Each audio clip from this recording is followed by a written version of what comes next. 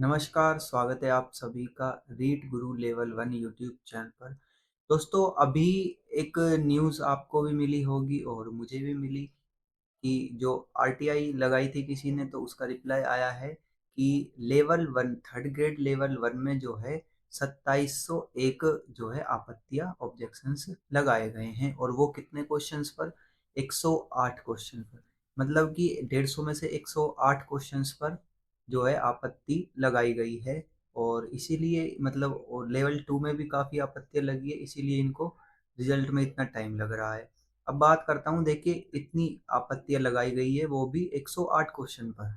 तो अब 108 क्वेश्चन तो डिलीट नहीं होंगे, ऐसा तो है नहीं जितने क्वेश्चंस पर आपत्ति लग गई है वो उतने ही क्वेश्चन डिलीट हो जाएंगे। देखिए पेपर आपने भी दिया है मैंने भी दिया है इसलिए आपको भी पता है कि कितने क्वेश्चंस डाउटफुल है। 108 क्वेश्चंस का तो कोई मतलब ही नहीं है, मतलब 108 क्वेश्चन तो ये समझ लीजिए पूरा पेपर ही मतलब कि उन्होंने गलत बना दिया, ऐसा तो हो नहीं सकता।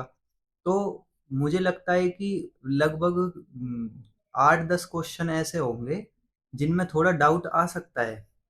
अब उनमें से भी वो कितने क्वेश्चंस डिलीट होते हैं, 5 क्वेश्चन, 4 क्वेश्चन, 3 क्वेश्चन, कितने भी डिलीट हो सकते हैं वो बाद में पता चलेगा। लेकिन अभी आप ये चीज़ मत सोचिए कि 108 क्वेश्चंस पर आपत्ति लगाई गई है तो बहुत सारे क्वेश्चंस डिलीट होंगे, तो बहुत सारे क्वेश्चंस डिलीट नहीं होंगे, कुछ ही क्वेश्चन डिलीट होंगे।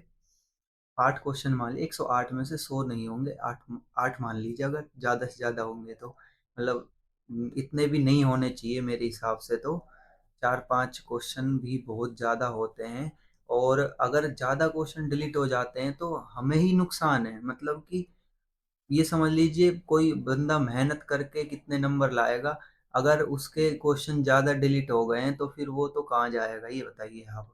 बोनस में भी उन्होंने फिर अलग सिस्टम ला दिया है वो तो चलो ठीक है, लेकिन क्वेश्चन ज़्यादा डिलीट हो गए तो फिर आपने कितनी भी तैयारी करी हो वो बेकार है। एक तो सीट इतनी कम है और पेपर भी इतना टफ आया था और ऊपर से अगर क्वेश्चन भी ज़्यादा डिलीट हो गए तो हम कहाँ जाएंगे। मतलब कि कितनी भी तैयारी कर लो, ये तो वही बात हो गई, कितनी भी तैयारी कर लो अगर सिलेक्शन नहीं होना है तो ना ही होगा। तो इस सब चीज़ को देखिए थोड़ा सा डिस्टरबेंस हो सकता है, आप भी हुए होंगे, मैं भी थोड़ा सा हुआ ही हूँ क्योंकि पेपर तो मैंने भी दिया ही है।